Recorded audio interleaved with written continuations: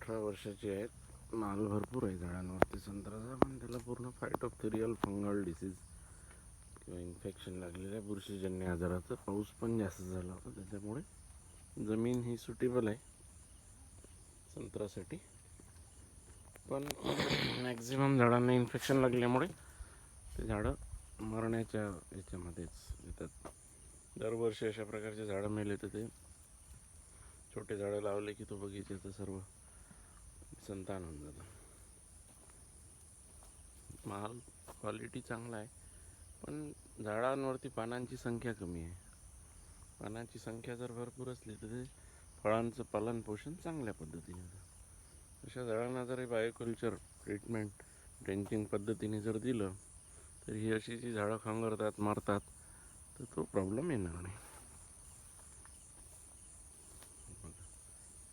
Bearing capacity चांगली आहे झाडांची.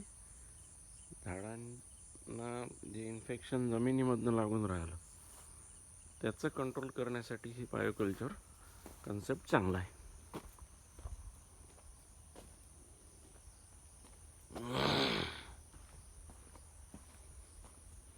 पण झाडांपर्यंत न्यूट्रिशनच पोहोचून नाही राहिलं, त्याच्यामुळे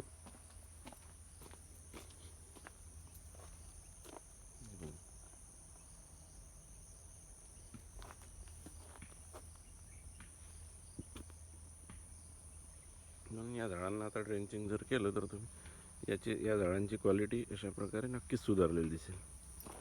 म्हणून प्रत्येक शेतकऱ्याने अशा प्रकारचं हे वापरायला पाहिजे, जेणेकरून भविष्यात झाडांचं बगीच्याचं संगोपन पालन पोषण होऊ शकतं.